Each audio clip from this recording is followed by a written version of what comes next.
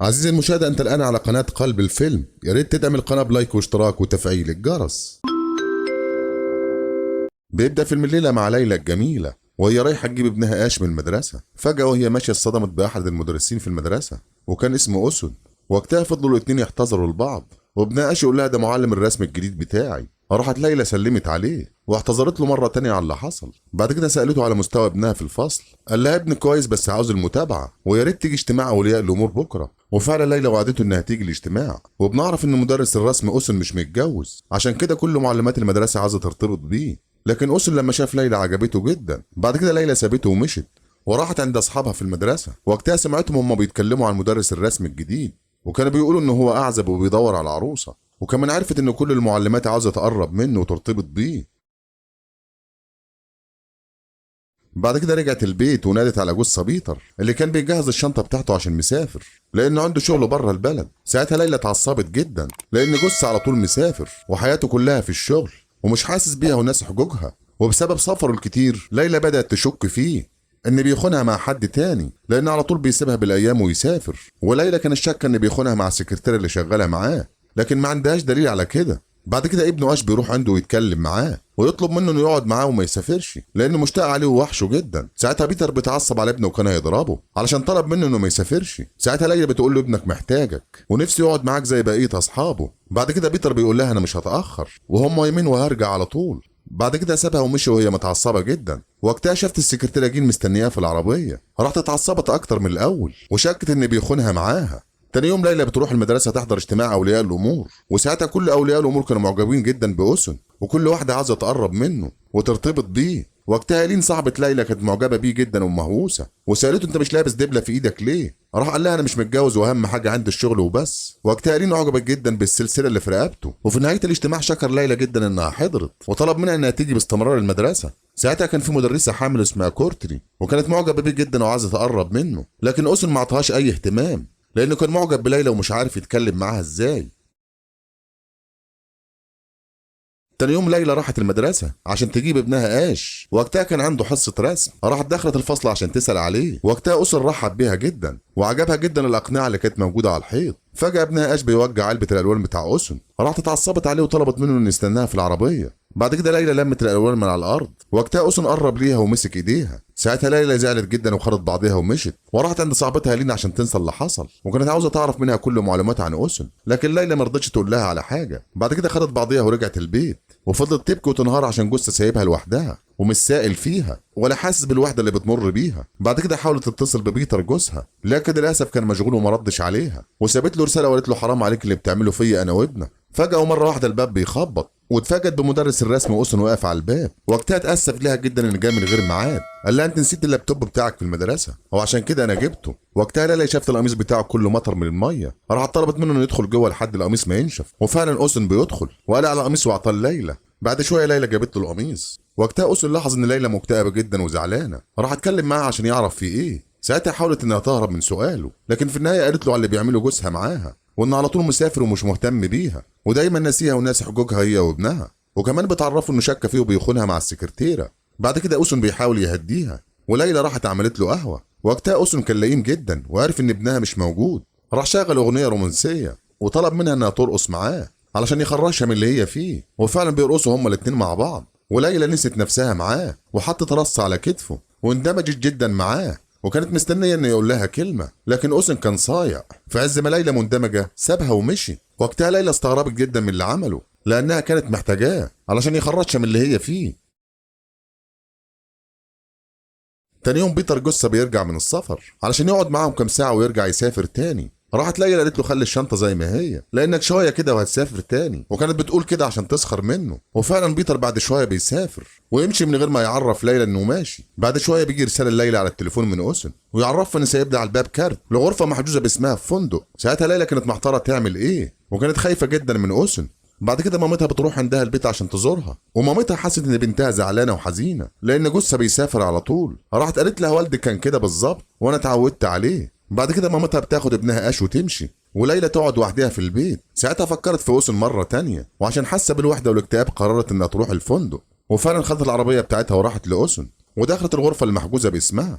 وقتها أوسن كان لابس قناع عشان يهزر معاها، وجا من وراها وحضنها وقرب ليها جامد. وقتها ليلى راحت في عالم تاني لأنها محرومة من زمان بسبب إهمال جثة ليها. وفعلا أوسن بدأ يدلع فيها ويعوضها الحرمان اللي افتقدته، ويعملوا مع بعض أجمل شاي باللبن. فجأة ليلى بتقوم في نص الليل وما لقيتش أوسن موجود في الغرفة. ساعتها لبست هدومها بسرعة وسابت الفندق، وزعلن جدا من أوسن إن سابها ومشي من الفندق من غير ما يقول لها. تاني يوم الصبح ليلى بتروح المدرسة، وساعتها أوسن شافها وكان عاوز يتكلم معاها، لكن ليلى كانت زعلانة جدا منه وكانت بتتجاهله. راح قرب ليها ومسك ايديها. فجأة معلمة اسمها كارتون شافته وهو ماسك ايديها، راح سابتهم ومشيت من غير ما تتكلم. بعد كده بيقرب من ليلى ويشم البرفان اللي في شعرها ويعجب بيه جدا. وقتها ليلى حاولت تهرب منه بأي طريقة علشان محدش يشوفهم وتحصل مشكلة، وطلبت منه انه ينسى اللي حصل ما بينهم ويعاملوا بعض كأصدقاء.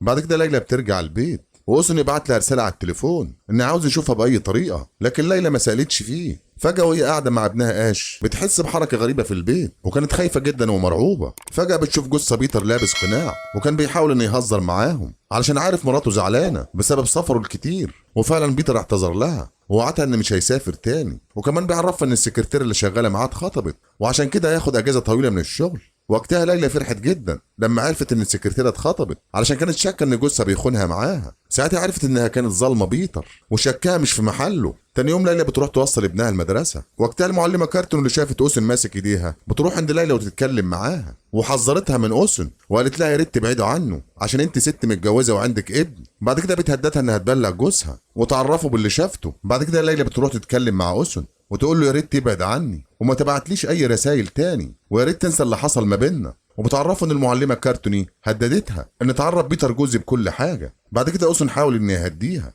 وقال لها انا هحل المشكله في اقرب وقت. ساعتها ليلى ما فهمتش كلامه، بعد كده سابته ومشت. تاني يوم ليلى كانت في المدرسه بتتكلم مع اصحابها، وكارتني كانت موجوده معاهم وكانت بتبص لها بنظرات غريبه. فجاه بنشوف عربيه الاسعاف داخله المستشفى، واوسن شايل بنت كارتن وموديها عربيه الاسعاف، وبنعرف ان البنت حد زقها من الدور الثاني، وكارتن بتشك ان اوسن هو اللي عمل كده لانها هددت ليلى. بعد كده اوسن بيروح يتكلم مع ليلى ويقول لها انا حليت لك المشكله في اسرع وقت، وكارتون مش هتقرب ليكي تاني ولا تهددك باي كلمه. وقتها ليلى عرفت ان اوسن هو اللي زق بنتها من الدور الثاني، وساعتها خافت منه جدا وعرفت ان هو شخص عدواني. وبالليل وهي سهرانه مع جوزها بيتر، اوسن بيبعت لها رساله على التليفون ويقول لها انا عاوز اشوفك باي طريقه. ساعتها ليلى بسرعه قفلت التليفون علشان جوزها ما يلاحظش اي حاجه. بعد كده بتتخيل انها شافت خيال اوسن من الشباك، لكن بتتفاجئ ان بيتر جوزها. ساعتها ليلى كانت عايشه في رعب من اوسن وعاوزه تخلص منه باي طريقه لان كده هيدمر حياتها. تاني يوم بتروح ليلى وجوزها بيتر المدرسه علشان ياخدوا ابنهم آش. وقتها بيتر كان اول مره يشوف مدرس الرسم اوسن واتكلم معاه على مستوى ابنه، وبيتر اعجب بيه جدا وكان سعيد جدا لما قابله. لكن ليلى مراته كانت عكس كده لانها ما كانتش عاوزه بيتر يعرفه. بعد كده بيتر بعد ما قضى شويه ايام حلوه مع ليلى بيقرر انه يسافر مره تانيه، وفعلا ليلى بتودعه. وبالليل ليلى كانت قاعده مع عاش ابنها، فجاه بتجي لها رساله من اوسن على التليفون ويقول لها انا عاوز اشوفك حالا، ويعرفها انها قاعده وحديها وجوزها سافر. وقتها ليلى اتعصبت عليه وعرفت ان هو مراقبها، راحت كتبت له رساله انه يبعد عنها ويسيبها في حالها لانها مش عاوزه اي مشاكل مع جوزها. بعد كده بتشوف ابنها آش مع السلسله بتاع اوسن، راح ابنها قال لها معلم الرسم عطاها لها هديه. بعد شويه بتشوف خيال اوسن من الشباك، وقتها خافت جدا. تاني يوم بيتر بيرجع من السفر ويعزم مدرس الرسم على العشاء من غير ما يعرف ليلى. وقتها ليلى زعلت جدا عشان عاوزه تبعد عن اوسن. ساعتها اوسن بيحس ان ليلى اتغيرت من ناحيته ومش عاوزه تشوفه مره تانية، ولاحظ ان هي مش مبسوطه وهو قاعد معاهم. بعد كده ليلى بتروح الحمام. بعد شويه اوسن راح وراها وقرب منها وقال لها انت ليه بتعملي معايا كده، وبدا اوسن يهددها وقال لها لو بعدت عني هخلص عليكي، وكمان طلب منها انها ما تقفلش التليفون علشان يعرف يتواصل معاها. فجاه بيتر جوزها بيستعجلها وينادي عليها من بره الحمام. وقتها اوسن كان موجود معاها وهددها لو اتكلمت هيخلص عليها. بعد شويه بيتر بيسيبها ويمشي. وقتها ليلى اتعصبت على اوسن وقالت له ابعد عني وانسى اللي حصل، ارجوك ما تدمرش حياتي. تاني يوم ليلى بتروح المدرسه وتقابل المديره علشان تنقل ابنها آش من الفصل عشان تبعده عن مدرس الرسم اوسن. وقتها المديره بتقول لها انا عارفه العلاقه اللي بينك وبين اوسن وارجوك مش عاوزه اي مشاكل في المدرسه. وفي النهايه المديره بتعرفها ان المعلمه كارتني هي اللي عرفتها عن العلاقه بينها وبين اوسن. بعد كده ليلى بتتكلم مع صاحبتها إيلين وتعرفها بكل حاجه حصلت معاها، وكمان بتقول لها ده شخص غريب وعاوز يروح لدكتور نفسي. بعد كده ليلى بترجع البيت فجأة جرس الباب بيرن واتفاجئت بأسن على الباب. ساعتها جوزها بيتر بيرحب بيه، وبيتر قال لمراته إن هيدي درس لابنهم آش. ساعتها ليلى اتعصبت عليه وطردته من البيت. وقتها جوزها بيتر بيزعل جدا إنها عملت معاه كده، واعتذر لأسن على اللي حصل. وفعلا أسن بيمشي وهو متعصب جدا من اللي عملته ليلى فيه قدام جوزها، وقرر إنه ينتقم منها. بعد كده إيلين صاحبة ليلى بتروح عند بيت أوسن عشان تساعدها، وكانت عاوزة تعرف أي حاجة عن أوسن. وقتها كانت الكهرباء مقطوعة في المنطقة، وساعتها قابلت ست عجوزة واتكلمت معاها عن أوسن، وعرفت منها ان أوسن متجوز ومراته وبنته ماتوا، ومن ساعتها حياته اتدمرت وبيحس بالاكتئاب. وعرفتها انه انسان غامض جدا وملوش اصحاب. وقتها إيلين خافت منه جدا وسابت المكان ومشت. تاني يوم إيلين بتروح بيت أوسن مرة تانية عشان تجمع اكبر معلومات عنه، لكن المرة دي ما لقيتش المرة العجوزة. راحت دخلت بيت أوسن وهو مش موجود. فجأة أوسن بيسهر من وراها ويخلص عليها في الحال. بعد كده أوسن بيخطف آش ابن ليلى من اتوبيس المدرسة، والشرطة تدور عليه في كل مكان، لكن للأسف مش بتلقاه. عشان كده ليلى بتروح تدور عليه بنفسها، وبلغت جثة بكل حاجة حصلت بينها وبين أوسن، وكمان عرفته مكانها. وفعلا ليلى بتوصل لبيت قديم في الغابة، وشكت ان هو بيت أوسن. وفعلا أوسن شافها وفضل يضرب فيها. وقتها ليلى نجحت انها تهرب وتستخبى. بعد كده دخلت البيت وشافت صور كتير على الحيطان، واستغربت من اللي هي شايفاه، وعرفت ان هو انسان مش طبيعي.